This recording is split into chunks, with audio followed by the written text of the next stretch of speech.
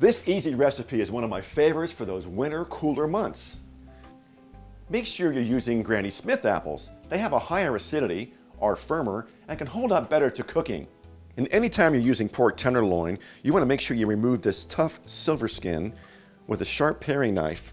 You insert one way and come back until it's all removed. It's tough as nails, and we prefer tender and juicy. We're going to slice them about a finger thickness, but on a 45-degree bias, so they have a nice oval shape.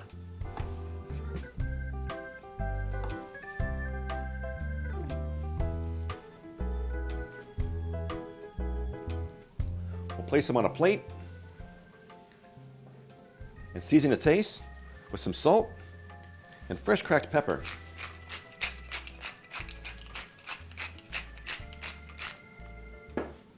Repeating for the second side.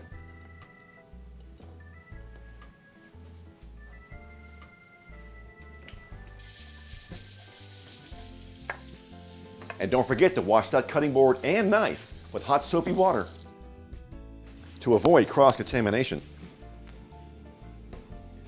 Next, we'll peel the apples. Now to dice, we're going to put them stem side down and cut around the core. And we'll give them a dice.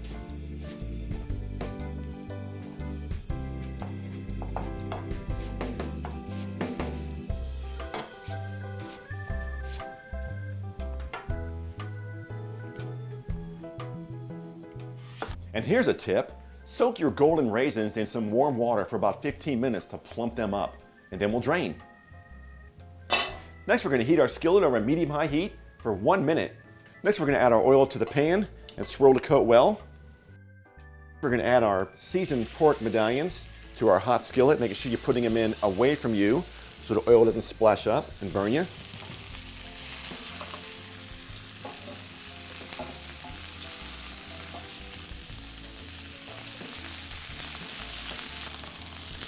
Now we're going to let them sear to caramelize for about 3 minutes. The color is very important for flavoring, so don't touch them. In the meantime, let's go ahead and wash our plate with some hot soapy water. Now that's what we're looking for. Beautiful crust, which is wonderful flavor. Give them a turn and brown them off on the second side.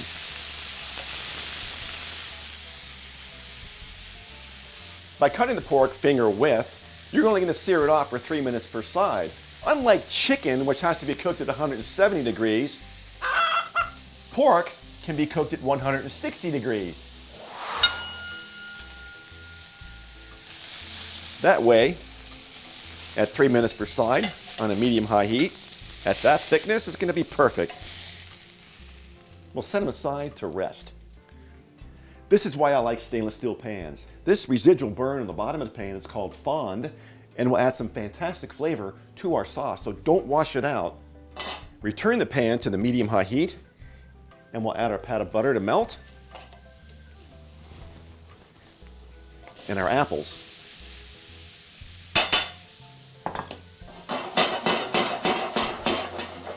Now as the apples simmer, they're going to pick up that butter flavor and the bottom of the pan of that fond. Boy, it's looking good already. Smells good too. Now we're going to saute these apples for about a minute or two to give them some nice color and some burn on the edge.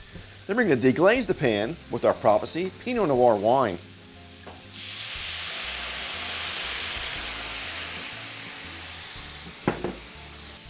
Next, we're going to add our soaked plumped golden raisins, our brown sugar, some apple cider vinegar, and our allspice, and we'll bring it together.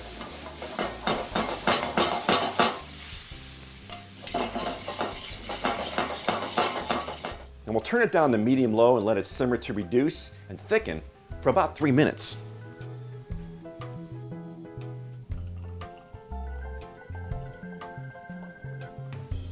My favorite go-to wine for any pork dish, as well as salmon or turkey, is Prophecy Pinot Noir.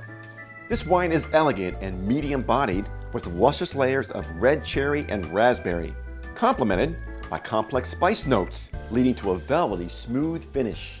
You know you're at the right reduction of 75% when the sauce no longer covers the entire bottom of the pan. We'll finish with a pat of butter.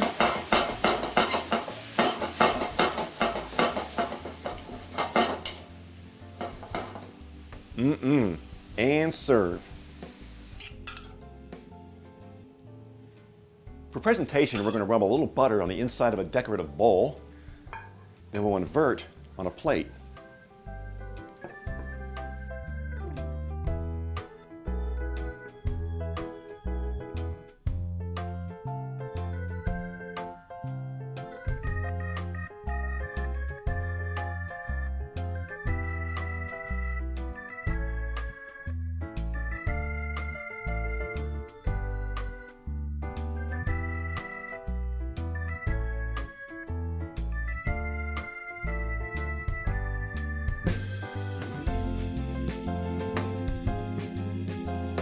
We'll finish with a couple slices of apple.